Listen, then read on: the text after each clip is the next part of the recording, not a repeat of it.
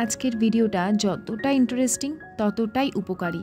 ছোট্ট রান্নাঘরের মধ্যে সমস্ত জিনিস আমি কিভাবে গুছিয়ে অর্গানাইজ করে রাখি, তোমরা আজকের ভিডিওতে সেটাই দেখতে পাবে। কোথায় রেখে দিলাম? ও এই তো, বড় এলাচ, ছোট এলাচ, গোটা গোলমরিচ। এখন তো গোটা গোলমরিচই আমি ব্যবহার।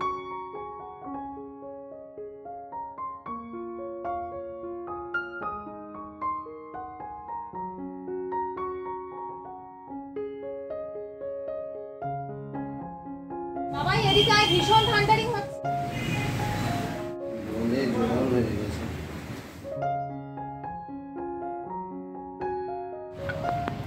আয়ুষ্মানকে না নৌকা বানানো শিখিয়ে দিচ্ছি। দেখ বাবা, প্রথমে এরকম করে ভাঁজ করবি তো পেপারটা, এরকম করে ভাঁজ করবি, ঠিক আছে? তুমি এরকম করবি, তারপরে এরকম করবি, এরকম যেন সমান হয়, ঠিক আছে? তারপরে এই যে এক্সট্রা পার্টটা আছে এইটা এদিকে তুলবি, হলো? এবারে এইটা এদিকে তুলবি, ঠিক আছে? এরকম হলো তো, এবার এটাকে এরকম করবি, এরকম স্কোয়ার হলো। এটাকে এরকম ভাবে মুড়বি, আবার এরকম হলো। এবার দেখ ম্যাজিক, এই যে নৌকা। মিডিল দিয়ে খুললে? হ্যাঁ, হলো। হ্যাঁ, যা বাবার সাথে গিয়ে ছেড়ে আয়। নৌকা বানিয়েছে, নৌকা বানিয়ে হাঁটতে যাচ্ছে, বৃষ্টিতে থই থই করছে। মা চটি কার চটি বাবাই?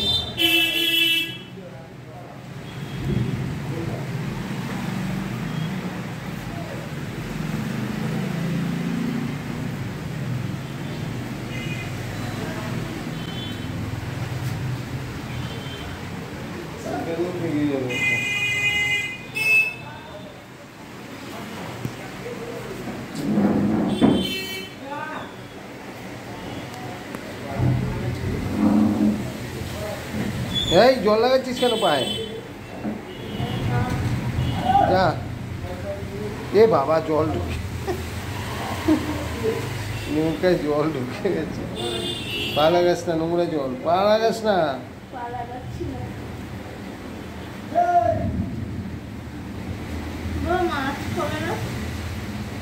মাছ, মাছ কোথা দিতে হবে?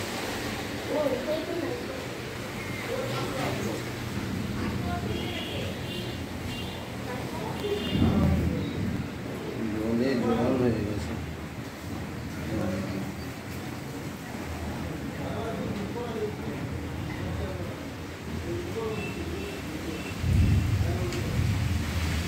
নোংরা যাচ্ছে না, পায়ে দিয়ে নোংরা লাগিয়ে না, চলো।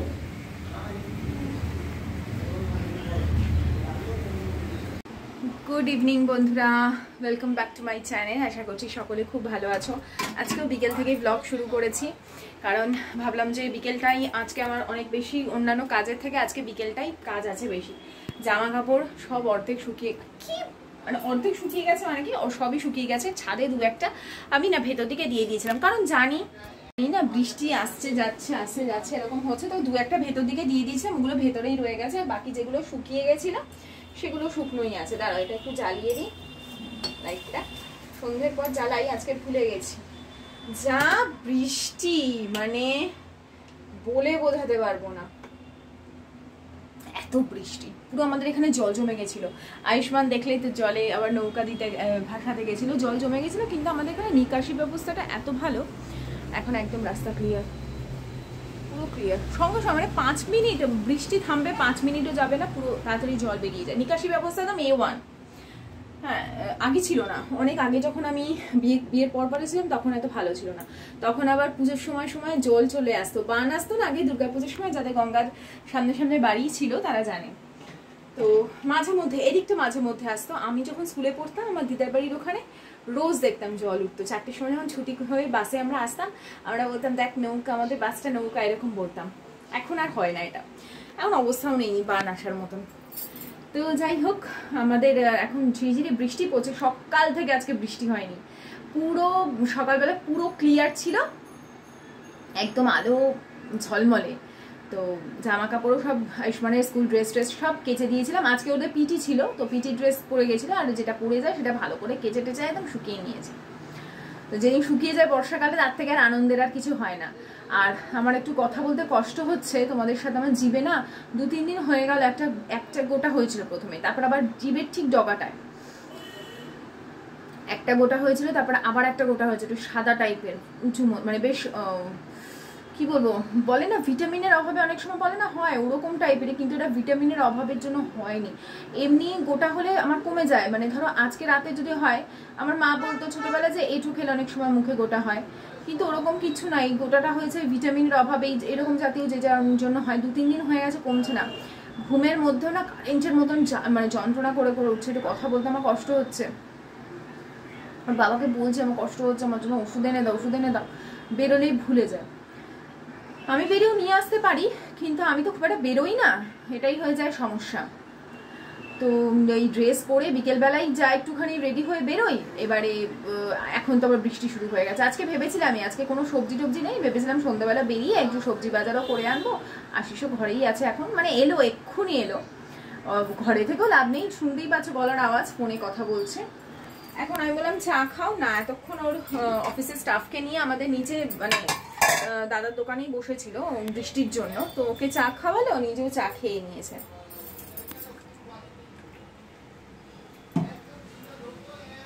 তো ওই জন্য এখন আমি আমার ছেলেকে বললাম চল তুই আর আমি দুজনে মিলে চা খাই। আমাকে এখানে অনেকেই বলবে হ্যাঁ তুমি চা করো, অভ্যেস করাও ছেলেকে, তারপর ছেলে যখন বাবার কাছে বকা খায় আর তখন বলবে হ্যাঁ আমি তো বারণ করি চা খাওয়াতে। দেখো তোমরা যারা একা পারে, যারা চা খেতে ভালোবাসে আড্ডার জন্য, যারা আড্ডা প্রিয় মানুষ হয়, তারা কখনো একা চা খেতে পছন্দ করবে না, কাউকে না কাউকে সঙ্গী করবে। যখন সোনালি আসে আমি বসে থাকি চাতক পাখির মতন, কখন আসবে সকালবেলা, কখন আসবে, তারপর একসাথে চা খাবো। তো বাইরে এরকম ঝমঝমে বৃষ্টি হলে কার না চা খাওয়ার জন্য মন কেমন করে বলো। আমার যদিও শীত গ্রীষ্ম বর্ষা সন্ধেবেলা এই দুধ চাটা দরকার। তো বেশ অনেকটা মালাইও রয়েছে, আমি ওটাকে সাইড করেই রাখলাম। এরপরে ঘি বানিয়ে নেব, আর টিফিন বক্সের মধ্যে আরও অনেকটা মালাই জমে গেছে। তোমাদের সাথে কিন্তু আমি ঘি বানাবার রেসিপি শেয়ার করেছি অলরেডি, তাও এরপরে আবার বানাবো, তখন শেয়ার করে দেবো। তো চলো এবার একটু চা খাওয়া যাক।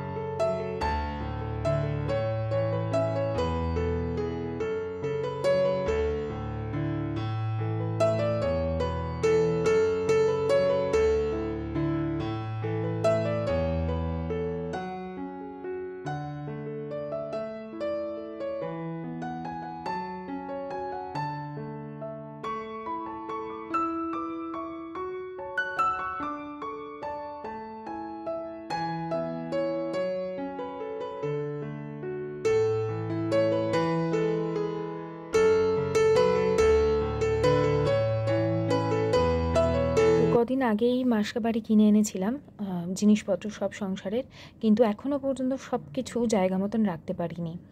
বিস্কিটটাও কিনে এনেছি, প্রায় 2-3 দিন হয়ে গেল, কৌটোর মধ্যে ঢোকানো হয়নি। আসলে নিজেই তো প্রায় অসুস্থ হয়ে পড়ছিলাম। যা পরিস্থিতি চলছে এখন, আর যখন সবে শুরু হলো তখন তো মানসিকভাবে যেন কোথায় রয়েছে নিজেই বুঝতে পারছি না, মনে হতো যেন সেই কষ্ট যেন নিজেরাই ফিল করছি, এরকম একটা হয়ে গেছিলো ম্যাক্সিমাম মানুষদের, যার ফলে কি শরীর মন সব কিছু খারাপ হয়ে যাচ্ছিল। শুধু আমার নয়, আমার মতন অনেকের হচ্ছিল, এবং আমার নিজেরও কাছের বেশ কিছু বন্ধুবান্ধবদের সেম সিচুয়েশান হচ্ছিল। তো সেই সমস্ত কিছুই আনার পরেও প্রায় 7-8 দিন পেরিয়ে গেছে, আর জিনিসপত্র ওই রকমই ছিল। কোনো ক্রমে যেগুলো ব্যবহার করছিলাম ছোটো ছোটো শিশিতে, সেগুলো ঢালছিলাম, বাকি সেম অবস্থায় রেখে দিচ্ছিলাম।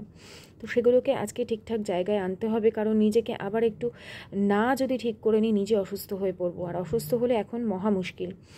তো ভাবলাম যে সব কিছু আগে ঠিকঠাক করবার আগে ওটা বেশ সময় সাপেক্ষ ব্যাপার, প্লাস তোমাদের সঙ্গে শেয়ার করব কি আমি কিভাবে রাখি। ছোট্ট কিচেন হলেও তার মধ্যে আমি কীভাবে গুছিয়ে রাখি সব কিছু, কোথায় কোথায় রাখি এক্সেস জিনিসপত্র।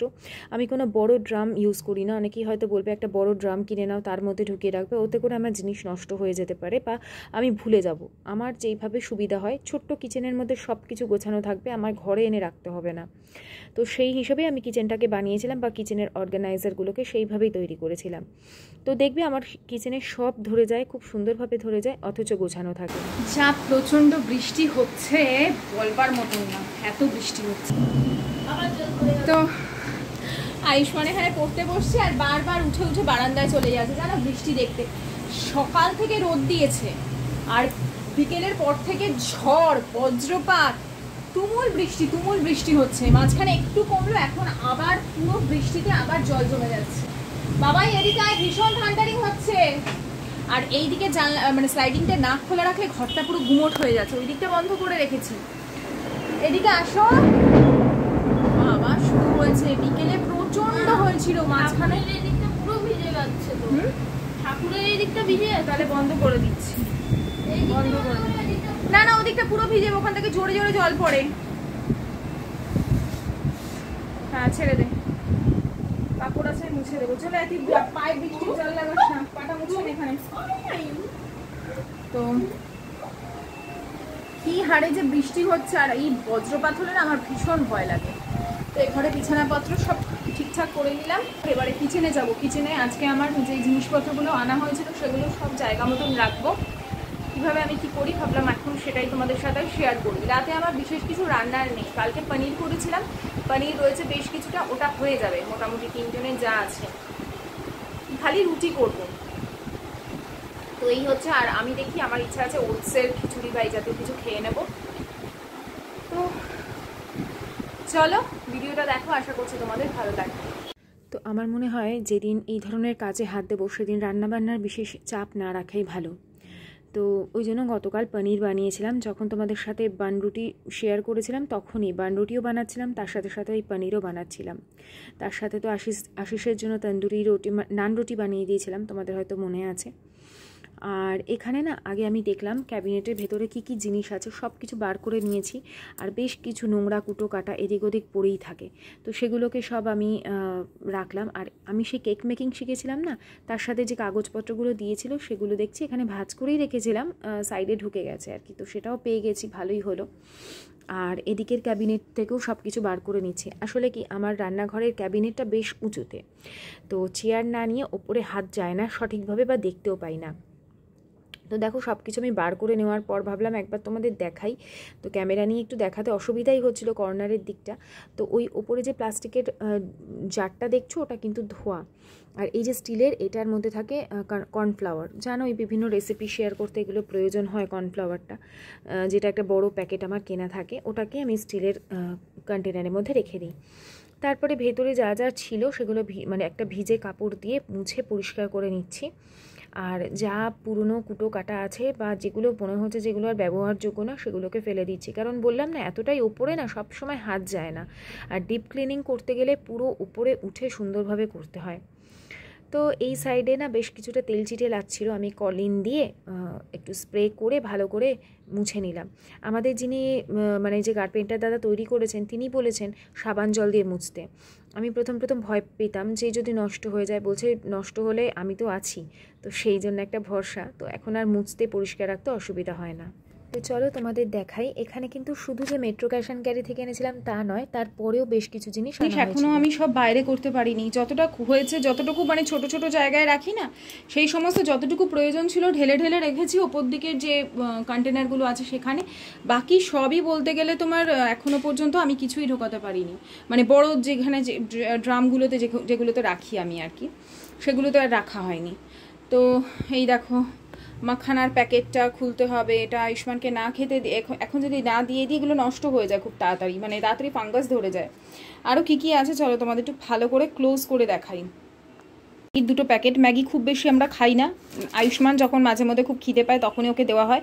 এগুলো যেগুলো সেই মেট্রো ক্যাশ অ্যান্ড ক্যারি থেকে আনা হয়নি, তারপরে যেগুলো আসে মেট্রো ক্যাশ অ্যান্ড ক্যারিতেও পাওয়া যায়, বড়ো প্যাকেটগুলো ছিল, বড়ো প্যাকেট এনে লাভ নেই, তাই ছোটো প্যাকেট দুটো নিয়ে এসে রেখেছি। যদি আয়ুষ্মানের খেতে ইচ্ছে করে বা কী দেবো সেই অনুযায়ী এটা রাখবো।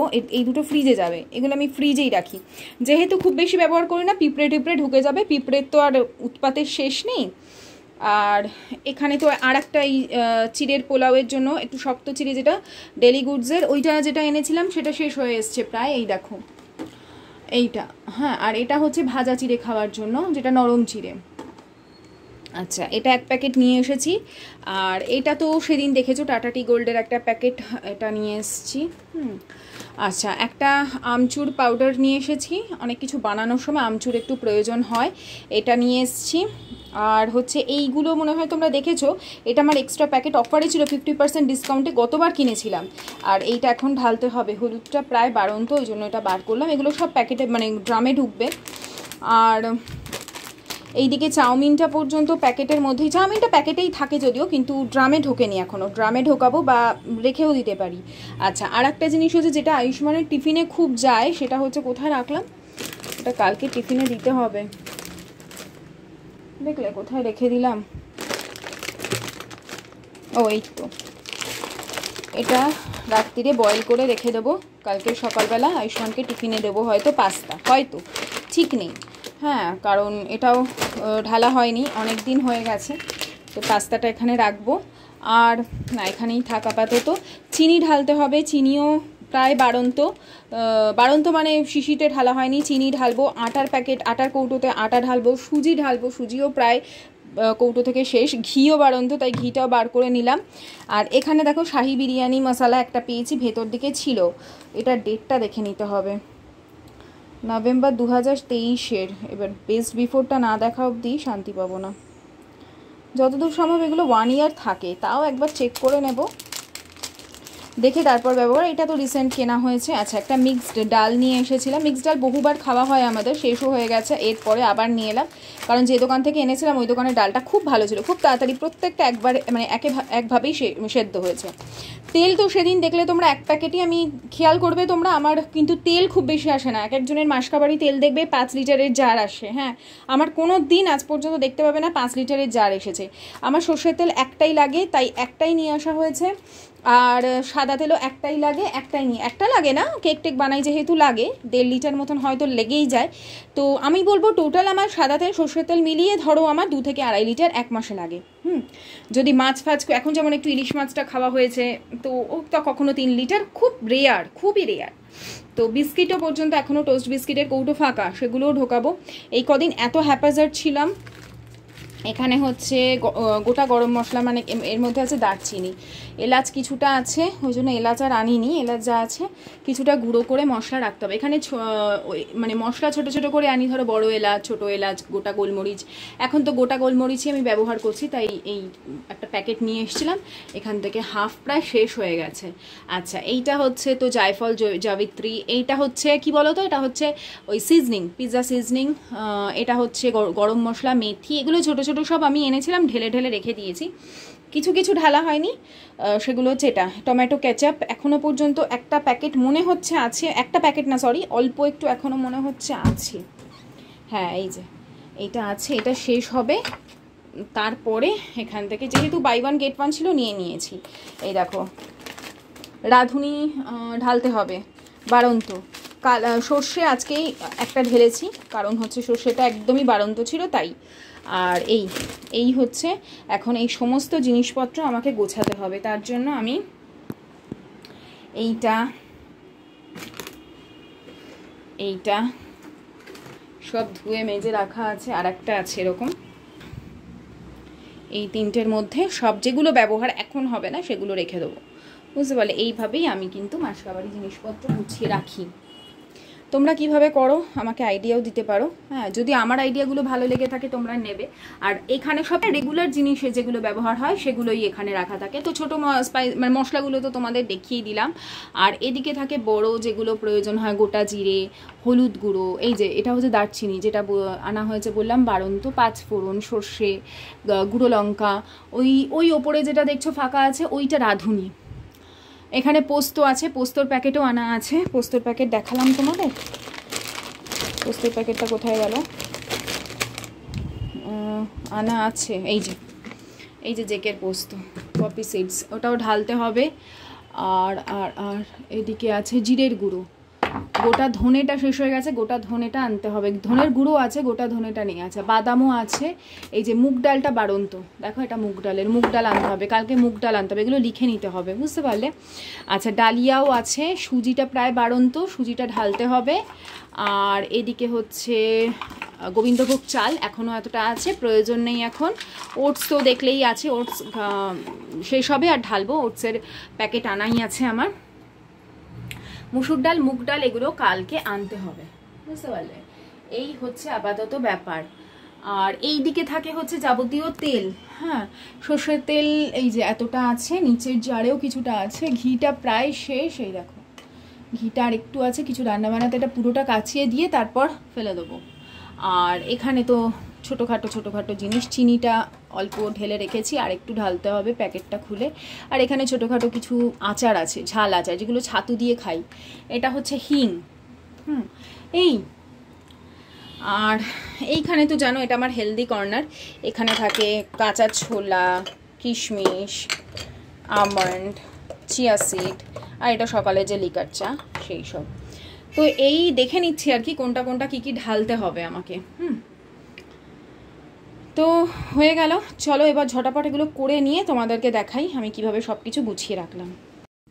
তো এরকম কন্টেনার আমার কাছে টোটাল 5টা আছে। একটার মধ্যে আটা থাকে, আর ছোট 3খানা আছে, আর একটা মিডিয়াম সাইজের আছে। তো সব কিছু আমি কিভাবে রাখছি এবং কিচেনে এত জিনিস কিভাবে ধরে যাবে সবটাই ডিটেল আমি এখানে শেয়ার করে দিচ্ছি।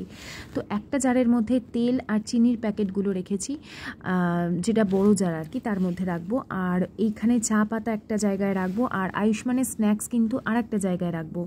তো এইভাবে আমি বেশ কিছু জিনিস, তারপর ধরো যেগুলো আমার ব্রেকফাস্টের জন্য প্রয়োজন হয়, যেমন পোহা, বা যে প্যাকেটগুলো এখন খোলা হচ্ছে না, যেমন এই চিড়ের প্যাকেটটা খোলা হচ্ছে না, এরকম ছোট জিনিস, বা যেটা ধরো আর্ধেকটা ঢালবো আর আর্ধেকটা রয়ে গেছে, সেরকম কিছু একটা করে কৌটোর মধ্যে এভাবে ঢেলে রেখে দেবো।